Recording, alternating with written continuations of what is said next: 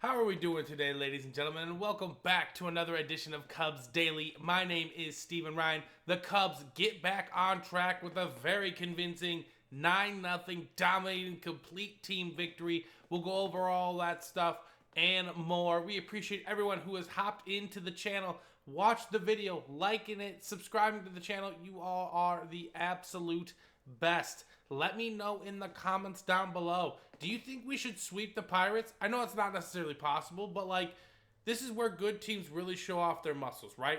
If you can sweep these bad teams, show the league that you're one of the best and that you're going to be competing for a World Series.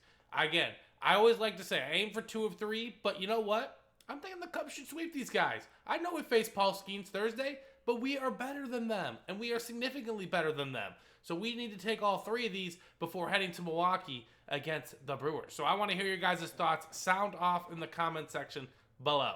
But first, let's hop into it. The Cubs win 9-0 yesterday, and basically a complete team victory. It started off with the Carson Kelly 2-run homer, and then followed with a Pete Crow Armstrong 2-run homer in the following inning. And then that was pretty much all Showtime needed to get through at least 5 innings, and then the bullpen took care of the rest. The Cubs were just absolutely relentless, patient ABs, etc., sticking with the game plan, and look what it got them. It got them an absolutely fantastic win, and hopefully tonight, the pitcher that the Pirates are throwing out there is not that strong in terms of ERA, but again, you never know, ladies and gentlemen. It's baseball. Zach Wheeler the other night had a 6 ERA. They all said he was stinking this year, and then he got right back on track and only allowed 1 run. So, baseball is a very quirky game. You gotta be even keel with it, right? You can ride the highs, you can't ride the lows too low. You gotta stay right in between. So, Cubs dominate today. I'm excited to watch them go at it again tonight.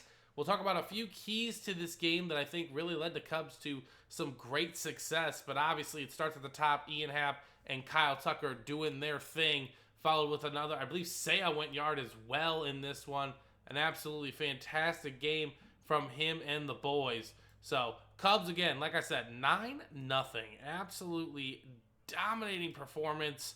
And we had our best pitcher on the bump. It was Shota. He really did a fantastic job. I mean, all the starters, right? Ian Happ, 1 hit. Tucker had a hit. Suzuki had 3 hits. Kelly had 3 hits. Bush had a hit. Horner had a hit. Pete Crow, everyone that started the game had a hit. That is going to lead to a lot of team success, I promise you, down the road, ladies and gentlemen.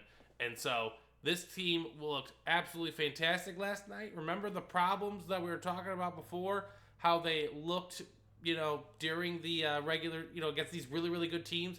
Those flaws were kind of exposed a little bit. Yeah, it didn't look like that last night, right? Because the Cubs absolutely did work.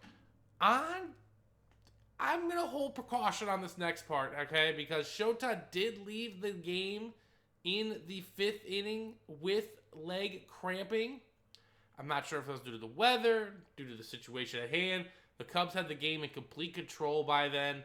I'm sure it was just much more of a precautionary tale because, there's no need to throw him out there for more innings if you really don't need to. Save the arms, save the legs, let him get hydrated, rested, relaxed, and hopefully he can bounce back for that next start. So the Cubs really put the team in position to have kind of more of a lax day in this situation because, Imanaga, he went 5 innings, he gave up 6 hits, 3 Ks, no runs.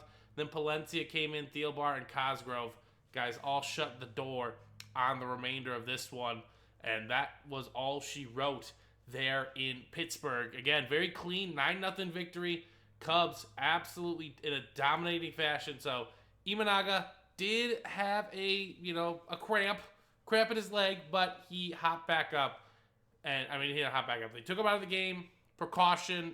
We'll know more in the next few days. Where I'm thinking he won't miss his next start, but again, you never really know in these situations. So curious to see him. But another key thing here is the Cubs switched their lineup up a little bit. Dansby did drop down to 8th. And I said I put Kelly to 5th. I was wrong. Kelly is batting 4th. He is protecting Seiya Suzuki. And he did just that last night, hitting the 2-run homer to get the Cubs off to a 2-0 lead. And he also had 3 more hits, increasing that average to 370 and the OPS above 1,400. Carson Kelly has been an absolute animal for the Cubs this year. I'm not sure what clicked in this relationship, but it's clicked. And it's really providing a lot of interesting conversations in that Cubs front office, no doubt about it. What do we do at the catcher position? And you say, like, Steven, what do you mean, what do you do? Like, it's Carson Kelly can play, Miguel Amaya can play, and I don't know if anyone knows this, but down there in AAA, Moises Balastro was looming. He has like a 15-game hitting streak. He's ready to come up and mash some baseballs at Wrigley Field. There's no doubt about it. So, curious to see what the Cubs' decision-making is there. They did drop Dansby down to 8th. We discussed him in yesterday's video. He's been absolutely struggling at the plate. He did get a hit yesterday, which is very promising to see. Dansby's not going to hit 180 all year. I 100% know that, but they did have to mix it up a little bit because you can't have an automatic out batting 5th. For now. But maybe Dansby benefits from batting behind PCA. You know, they don't want to pitch to PCA. They'll pitch to Dansby. He'll see some good pitches and absolutely begin to take off then. And your team's really good if Dansby Swanson's batting 8th. I know Dansby Swanson's more known for his premier defense. He is that good, ladies and gentlemen, defensively. The offense, it's been hit or miss, but we know he has the potential to do solid offensively. I'm very aware of that. I know he can give us 20 home runs and drive in 75 runs in a good year with him. So I imagine he's going to get hot as well again here soon. He's not going to hit 180. He's going to hit at least 230, which I say it like that's a positive thing. But that's 50 points better than what he's hitting now. So there is improvement on that front, if you know what I mean. So, Cubs make a switch in the lineup. I'm curious to see the lineup later today, where they put Dansby, if Carson's starting, because Carson's the one with the mashing home run ability. Miguel can hit home runs, but he's more of a, singles, doubles kind of hitter. So, curious to see where they slot him in this lineup if he plays today. So, here we go, ladies and gentlemen. It is Game 2 tonight in Pittsburgh, 5:40 Central Time. The Cubs have Matthew Boyd on the bump, and they will be facing Malinsky. Malinsky? I'm not even sure how to pronounce that name. But, unfortunately for Malinsky, he's 1-3 with a 6.95 ERA. The Pirates' record has not been that strong here. They're 11-19. Again, the Cubs can really separate some distance here with a nice sweep.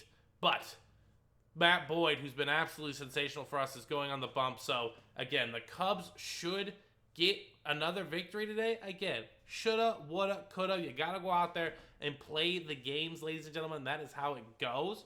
I'm going to see here on Malinsky here. I believe he is, let's take a look here. He is a right-hander. He's only 26 years old. Last year he had a 3.38 ERA. He was pretty solid. He's off to a little bit more of a shaky start this year for the Pirates, but this is a chance for the Cubs to strike, right? And this is why I like Craig Counsell. I imagine the lineup's going to be relatively the same. Happ, Tucker, Suzuki. If they're playing Kelly, he's going to bat 4th. Otherwise, they might rock Michael Busch 5th, because he is actually going to be probably Michael Busch 4th, because Malinsky is a right-hander. And then you'll go Carson Kelly, Nico Horner, Pico Armstrong, Dansby Swanson, and whoever they decide to play at 3rd. I'm guessing that's going to be the lineup for today. And hopefully Matt Boyd can go 6 or 7 innings. And not that the bullpen needs another day to rest or anything like that, but the more rest days your pitchers can get, the better, right? It helps more towards the end of the season and towards October, where the Cubs are truly going to need them for postseason success. So, that's going to do it for today's Cubs edition, ladies and gentlemen. I will be back tomorrow with another one, hopefully going for the series sweep against Paul Skeens. I'll talk to you guys soon.